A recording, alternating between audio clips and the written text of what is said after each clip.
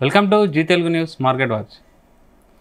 ప్రపంచ స్టాక్ మార్కెట్ల కల్లా ఇండియన్ స్టాక్ మార్కెటే చాలా స్ట్రాంగ్ ఉందని చాలాసార్లు ఎక్స్పర్ట్స్ అయితే చెప్పడం జరిగింది.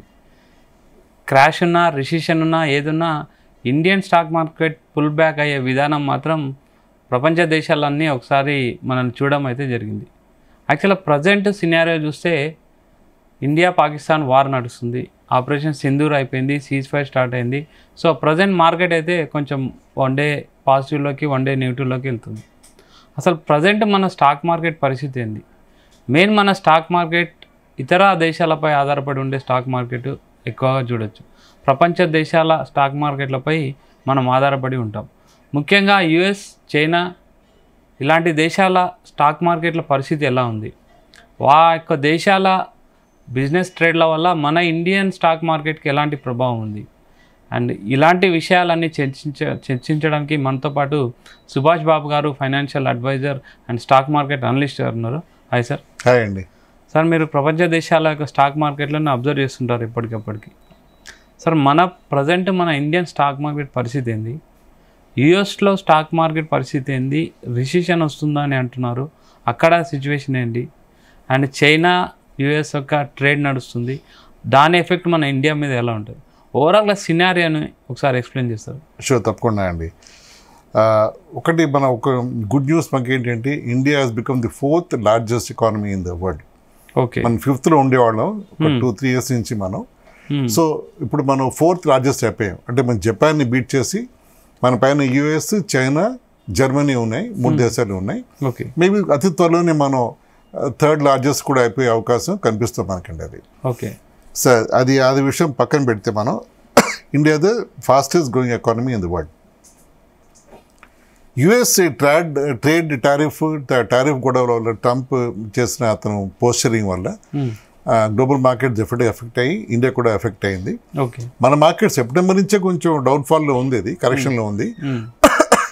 టారిఫ్ ఇష్యూస్ ఫిబ్రవరి స్టార్ట్ అయిన ఉంటాం ఇండియాకి మనకి. ఓకే, అప్పుడు కూడా మళ్ళీ మన మార్కెట్ ఆ విధంగా కూడా కరెక్ట్ అయ్యే దాన్ని బట్టి కొంచెం మనం అప్సెట్గానే మనం వెళ్ళాం. ఆ మార్కెట్స్ డైరెక్షన్ కొంచెం అన్స్టేబుల్గానే మూవ్ అయింది. సైడ్ ఒక రోజు తడి, ఒక రోజు ఇంప్రూవ్ అయ్యేలా అవుతూ ఉంది. ముఖ్యంగా చైనా చాలా టఫ్ వ్యూ తీసుకుంది యూఎస్తో. ఓకే, వాళ్ళు 150% వేసి, వీళ్ళు 180 వేసారు. వాళ్ళు 180 వేసి 200% వేశారు. అలా ఇద్దరు టెన్నిస్ ఆడుకున్నట్టు టారిఫ్స్ వాళ్ళు చాలా ఒక రేంజ్లో వాళ్ళు ఒకరిదొకరు బాగా భేటీ పడ్డారు వాళ్ళు. సో దాన్ని బట్టి కూడా యూఎస్ కూడా మార్కెట్స్ కూడా కొంచెం ఎఫెక్ట్ అవ్వడం, అక్కడ సాఫ్ట్వేర్ కంపెనీస్, అంతేకాకుండా ఈ గొడవల వల్ల ఐఫోన్ కంపెనీ మ్యానుఫ్యాక్చర్ చైనా నుంచి ఇండియాకి మూవ్ అయిపోతుందని వాళ్ళు డెసిషన్ ఇవ్వడం. ఓకే, దాన్ని బట్టి యూఎస్లో ఆ కంపెనీ స్టాక్స్ కొంచెం డౌన్ అవడం, మన స్టాక్స్ కొంచెం మళ్ళీ పెరగడం, మన స్టాక్ మార్కెట్ రికవర్ అవ్వడం, అలా చాలా ఫ్యాక్టర్స్ జరుగుతూ ఉండేవి.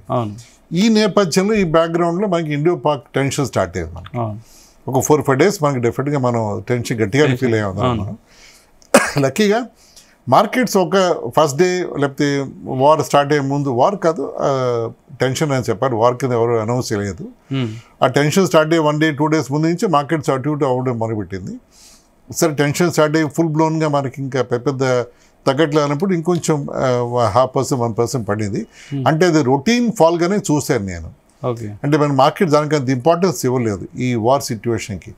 వస్తే markets would have realise that ఇది వార్ కింద అవ్వదు, ఇది ఏదో దేశాలు ముఖ్యం ఇండియా, పాకిస్తాన్ సెటిల్ చేసుకుని బయటకు వచ్చేస్తాయని నమ్మకం ఉండబట్టి మార్కెట్ కూడా అది యావరేజ్గా రియాక్ట్ అయింది. దాన్ని బట్టి అనుకున్నట్టే అది ఆఫ్టర్ 4-5 days ట్రంప్ వల్ల అవ్వచ్చు, మన ఓన్ ఇనిషియేటివ్ వల్ల అవ్వచ్చు, సీజ్ అనౌన్స్ అయింది.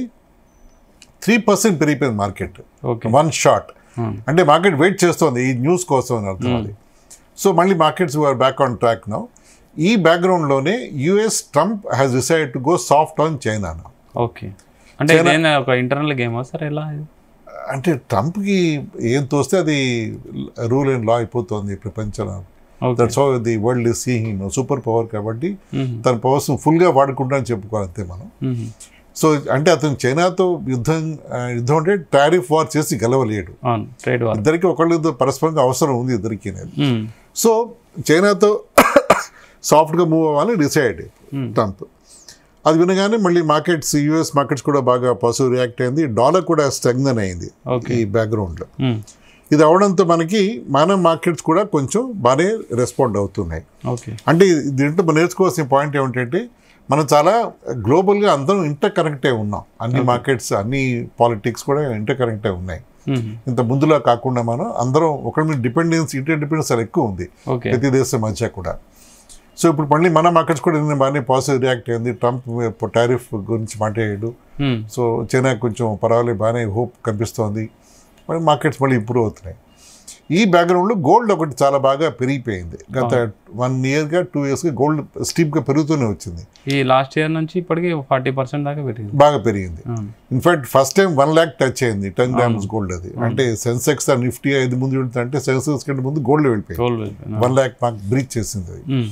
దానికి కారణం US డాలర్. దానికి US డాలర్ వీక్ అవడంతో గోల్డ్ ప్రైసెస్ పెరుగుతాయి.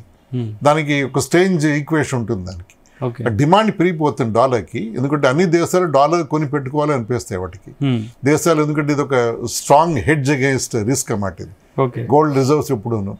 సో చాలా దేశాలు గోల్డ్ కొని పెట్టుకుంటాయి, ఇంక్లూడింగ్ ఇండియా.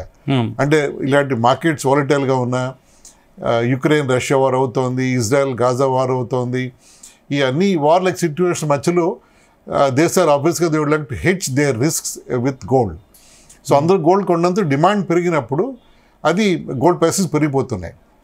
అది మనం చూసాము. 1 lakh మార్క్ బ్రీచ్ అయిపోయింది. ఇప్పుడు గోల్డ్ డాలర్ ప్రైస్ మళ్ళీ స్ట్రెంగ్థన్ అవుతోంది ఈ చైనా సాఫ్టనింగ్ వల్ల. సో దేర్ఫోర్ గోల్డ్ ప్రైసెస్ మళ్ళీ డ్రాప్ అవుతున్నాయి ఇప్పుడు. సో పెర్హాప్స్ ఇలాగే డ్రాప్ అయ్యే అవకాశం ఉందని నా అంచనా అండి అది. సో అదొక ఇంట్రెస్టింగ్ డెవలప్మెంట్. గోల్డ్ మళ్ళీ మనం తీసి పెట్టుకోవచ్చు. అంటే that should become a smiling factor for people. Gold కొంచెం అందుబాటులో వస్తుందని మనం హోప్ చేయొచ్చు. అది అంటే సార్ ఇప్పుడు ఇన్ని ప్రపంచ దేశాలకు సంబంధించిన పరిస్థితిని అయితే ఎక్స్ప్లెయిన్ చేశారు. దానికి తగ్గట్టు మన ఇండియన్ స్టాక్ మార్కెట్ ఎలా ఉంది అండ్ మన ఇండియన్ ఇన్వెస్టర్స్ కానీ ఎలా ఆలోచించాలి? ప్రజెంట్ మన పొజిషన్, ఆర్థిక వ్యవస్థ సిచ్యువేషన్ ఏంటి సార్? మనం ఇందాక నేను చెప్పినట్టు మనం అందరూ డిపెండ్ అయి ఉన్నాం ఒకళ్ళ మీద ఒకళ్ళు మనం. సో మన సెన్సెక్స్ ఎఫెక్ట్ అవుతుంది, మనకు కూడా ఎఫెక్ట్ అవుతున్నాం. యాక్చువల్గా అంటే సెన్సెక్స్ పరంగా ఎఫెక్ట్ అవుతున్నాం. మన ఓన్ కార్పొరేట్ ఎర్నింగ్స్ కానీ అవన్నీ కూడా రోబస్ట్గానే ఉన్నాయి Q4లో మనవి. సో మన ఇన్హెరెంట్గా మన గ్రోత్ 6.5% జీడిపిలో ఉంటాం మనం. అది అప్పటికి కూడా వరల్డ్స్ ఫాస్టెస్ట్ గ్రోయింగ్ ఎకానమీ కింద ఉంటాం మనం. ఆయిల్ ప్రైసెస్ కూడా ఒక రేంజ్ బౌండ్గా ఉన్నాయి, మరి ఎక్కువ పెరిగిపోవట్లేదు. సో మన ఇన్ఫ్లేషన్ కూడా కంట్రోల్లో వస్తుంది. సో ఇన్ఫ్లేషన్ కంట్రోల్లో ఉంది, ఆయిల్ ప్రైసెస్ కొంచెం మోడరేట్గా ఉన్నాయి, మరి ఎక్కువగా లేదు అన్నప్పుడు అన్ని ఫ్యాక్టర్స్ ఇన్కమింగ్ ఇన్పుట్ ఫ్యాక్టర్స్ కూడా ఫేవరబుల్గా ఉండబట్టి మనకి మన ఎకానమీ కూడా బాగానే పెర్ఫామ్ చేస్తుంది, మన సెన్సెక్స్ బాగానే పెర్ఫామ్ చేస్తుంది నా ఎస్టిమేట్లో. And you can only see better times ahead అని నా అంచనా అండి ఇది. ఓకే సార్, ఇప్పుడు మోడీ, చైనా, పాకిస్తాన్ అంటే ఇది ఒక inner political game, geo political game నడుస్తుంది అనేది చాలామంది అర్థం. మోడీ టార్గెట్ వార్ కాదు, ఒక అఖండ భారత్ అనే ఒక చిన్న అది స్టార్ట్ అయింది. అంటే అసలు ఏం జరుగుతున్నాడు సార్ ప్రజెంట్? అంటే మోడీ టార్గెట్ ఏమిటని పసిగట్టడం చాలా కష్టం ఆబ్వియస్గాను. ఓకే, కానీ దీనికి అంతా స్టార్టింగ్ పాయింట్ పెహల్గామ్ మీద అటాక్. ఓకే, అది ట్రిగర్ పాయింట్లో అయింది అది. అదర్వైజ్ మనం పాకిస్తాన్, చైనా అందరూ మనం ఇండిపెండెంట్గా వెళ్తున్నాం, దట్స్ ఫైన్. కానీ పాకిస్తాన్ వాళ్ళకి God knows what comes to the mind. ఆ పెహల్గామ్ అటాక్తో ఇండియా ఏదో చేయాలి అని గట్టిగా పట్టుకుంది సిచ్యువేషన్ అందరి మైండ్లోను. అప్పుడు మోడీ మిగతా వార్ ప్లాన్స్లో కానీ స్ట్రాటజీస్లో కానీ డిఫరెంట్ మన మైట్ ఏంటో చూపించాలని మనం కొంచెం అగ్రెసివ్గానే వెళ్ళి మన ఎమ్యూనిషన్ మనం వాడడం జరిగినట్టుంది. సో ఓవరాల్గా మనకి చాలా మంచి మార్క్స్ వచ్చాయని చెప్పుకోవాలి ఎగ్జామ్లో, ఇండియా పాకిస్తాన్ ఎగ్జామ్లో. Okay sir, what about future of Indian stock market next ఎలా ఉండదు? Very bright. Okay, very bright ఉండిపోతుంది, నో డౌట్. ఓకే, మీరు చెప్పే కదా జియో పొలిటికల్గా కానీ గ్లోబల్గా కూడా క్యూస్ చూసుకుంటే మన మార్కెట్స్ గ్రోత్ కానీ చూసుకుంటే మనం మంచి డైరెక్షన్లో ఉన్నామని నా నమ్మకం ఉండేది. అంటే 2025 మధ్య ఇలా కొంచెం ఒడిదుడుకులు మనం ఫేస్ చేస్తాం నా లెక్కలు. 26 నుంచి మనం డెఫినెట్గా అప్టిక్లో ఉంటామని నాకు గట్టి నమ్మకం. అంటే ఇంతకుముందు మీరు చెప్పారు చైనా అండ్ US సాఫ్ట్ టచింగ్లోకి వచ్చేసాయి అని చెప్పారు. అంటే ఇద్దరు ఒకటైపోతే మనకేమైనా ఎఫెక్ట్ ఉంటుందా స్టాక్ మార్కెట్ పైన? కానీ ఇద్దరు ఒకటి అవ్వరండి వాళ్ళు. ఇద్దరు పోస్చరింగ్ కొంచెం సాఫ్ట్గా ఉంటారు అంతే. ఓకే, ఒకళ్ళొకళ్ళు ఇద్దరు ఒకటి అవ్వరు. అంటే ఆ స్ట్రాంగ్ టఫ్ పోస్చరింగ్ తగ్గినప్పుడు మనకు కూడా కొంచెం డెఫినెట్గా కంట్రోల్డ్ ఎన్వైరన్మెంట్ ఉంటుంది కాబట్టి మనం టెన్షన్ పడక్కర్లేదు. ఓకే, సో చైనా కూడా ఇండియా పట్ల కాంపిటేటివ్గా చూడకుండా ఇండియా కూడా ఎలాగా చూసి హోప్ వస్తేమో అనుకోవచ్చు దాన్ని మనం. Okay, that should give us good breather అని అవుతుంది sir. Okay, thank you sir. Thank you అండి, థ్యాంక్ యూ. సో ఇది సుభాష్ బాబు గారు చెప్పేందంటే ఇండియన్ స్టాక్ మార్కెట్కి అయితే ఎలాంటి డోకా లేదు, చాలా స్ట్రాంగ్ ఉంది. గ్లోబల్గా ఎఫెక్ట్ ఆధారపడి ఉండే స్టాక్ మార్కెట్ కాబట్టి గ్లోబల్ వైజ్ కూడా అన్ని క్యూస్ బాగానే ఉన్నాయి. యుద్ధం ఎఫెక్ట్ అయితే పెద్దగా లేదని అయితే సార్ చెప్తున్నారు. So keep watching Zee Telugu news.